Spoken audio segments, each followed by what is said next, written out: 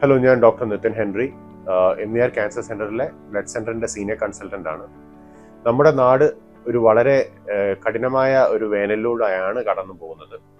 ഈ ഒരു സാഹചര്യത്തിൽ നമ്മളുടെ രക്തബാങ്കുകളിൽ പൊതുവായി എല്ലാ വർഷവും കണ്ടുവരുന്നത് പോലെ രക്തത്തിന്റെ ക്ഷാമം ഈ വർഷവും കണ്ടുവരും എന്നതിന് യാതൊരു സംശയവുമില്ല. ഇത് നമ്മുടെ കേരളത്തിൽ മാത്രമല്ല, ലോകത്തിന്റെ എല്ലാ കോണുകളിലും വേനൽക്കാലത്ത് രക്തത്തിന് ക്ഷാമം അനുഭവപ്പെടാറുണ്ട്. ക്ഷാമത്തിലേക്ക് എത്തുന്നതിന്റെ പ്രധാന കാരണം ഈ ഒരു കാലത്ത് ശരിക്കും സ്കൂളുകളോ കോളേജുകളോ ഒന്നും പ്രവർത്തിക്കാത്തതിനാൽ നമ്മളുടെ ഏറ്റവും വലിയ സോഴ്സായ എഡ്യൂക്കേഷൻ ഇൻസ്റ്റിറ്റ്യൂഷൻസിൽ നിന്ന് ബ്ലഡ് തീരെ കിട്ടാതാവുന്ന ഒരു സാഹചര്യം, ചൂട് കാരണം ദാതാക്കൾക്ക് ബ്ലഡ് ബാങ്കിലേക്കും എത്തിപ്പെടാനുള്ള ബുദ്ധിമുട്ട്, റംസാൻ സമ്മറിന്റെ ആദ്യത്തെ ഒരു സമയത്താണ് വരുന്നത്. ആ ഒരു കാലഘട്ടം കഴിയുമ്പോഴത്തേക്കിനും പൊതുവെ ബ്ലഡ് ബാങ്കുകളെല്ലാം ഒരു വിരസതയിലേക്ക് അല്ലെങ്കിൽ ഇൻവെന്ററി ഡെഫിഷ്യൻസിയിലേക്ക് പോകുന്നതായി നമുക്ക് കാണാൻ പറ്റും. പക്ഷേ ഇതേ കാലഘട്ടത്തിൽ ബ്ലഡിന്റെ ആവശ്യകത അതുപോലെ തന്നെയോ അല്ലെങ്കിൽ പതിവിലും കുറച്ച് ഉയരാനോ ഉള്ള സാധ്യതയാണ് കൂടുതൽ കാണുന്നത്. പ്രസവങ്ങൾ അതുപോലെ തന്നെ നടക്കും.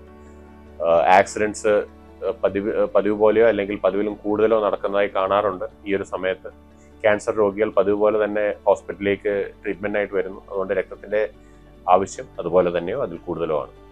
പക്ഷേ നമ്മൾ ഒരുമിച്ച് നിന്ന് കഴിഞ്ഞാൽ ഇതിനെ നമുക്ക് ടൈഡ് ഓവർ ചെയ്യാൻ സാധിക്കും. ഈ ഒരു കാലഘട്ടത്തിൽ ഒരു ക്യാമ്പ് നടത്താൻ സാധിക്കുമെന്ന് വിശ്വാസമുള്ളവർ, ഒരു 40 പേരെ ഒരു സ്ഥലത്ത് എത്തിക്കാൻ പറ്റുമെന്നുള്ളവർ ഞങ്ങളുമായി ബന്ധപ്പെടുക. ഞങ്ങൾ എല്ലാ സപ്പോർട്ടും ചെയ്യുന്നതായിരിക്കും. നിങ്ങൾക്ക് വേറെ നഷ്ടങ്ങളോ അല്ലെങ്കിൽ ബുദ്ധിമുട്ടുകളോ ബാധ്യതകളോ ഒന്നുമില്ലാതെ നമുക്കൊരു വിജയകരമായ ഒരു ക്യാമ്പ് നടത്താൻ സാധിക്കും.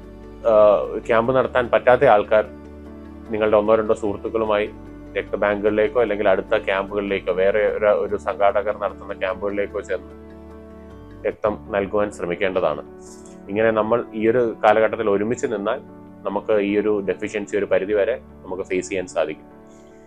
കൂടാതെ രക്തം ഈ ഒരു സമയത്ത് നൽകുമ്പോഴത്തേക്കിന് ചില കാര്യങ്ങൾ നമ്മൾ ചിന്തിച്ചിരിക്കേണ്ടതാണ്. ഡീഹൈഡ്രേഷനുള്ള സാധ്യത വളരെ കൂടുതലാണ്. രക്തം കൊടുക്കുന്നതിന് മുമ്പും പിമ്പും 1 ലിറ്റർ വെള്ളം കുടിക്കുവാൻ നിങ്ങൾ ശ്രദ്ധിക്കണം. രക്തം കൊടുക്കുവാൻ നിങ്ങൾ നിശ്ചയിച്ചിരിക്കുന്ന ഒരു ദിവസം നിങ്ങൾ ഫാസ്റ്റിംഗ് അവോയ്ഡ് ചെയ്യണം. കൂടാതെ സാധാരണ രീതിയിൽ തന്നെ ഭക്ഷണം കഴിക്കണം. രക്തം നൽകിക്കഴിഞ്ഞ് 1/2 മണിക്കൂർ മുതൽ 45 മിനിറ്റ് വരെയെങ്കിലും നിങ്ങൾ രക്തബാങ്കിൽ സമയം ചെലവഴിച്ച് റെസ്റ്റ് എടുത്തു കഴിഞ്ഞ് മാത്രം പോകാവൂ. 1 മണിക്കൂറേ നിങ്ങൾക്ക് വേണ്ടി വരികയുള്ളൂ. അതിനകത്ത് 10 മിനിറ്റ് മാത്രമാണ് രക്തം കൊടുക്കുന്ന സമയം. അത്രയും നേരം നിങ്ങൾ മാറ്റിവെച്ച് കഴിഞ്ഞാൽ നമുക്ക് ഒരുമിച്ച് ഈ ഒരു സമയത്തെ ഫേസ് ഔട്ട് ചെയ്യാൻ പറ്റും. രോഗികൾക്ക് ആവശ്യത്തിന് രക്തം നമുക്ക് സ്വയമായി തന്നെ സമാഹരിക്കാനും പറ്റും. നന്ദി.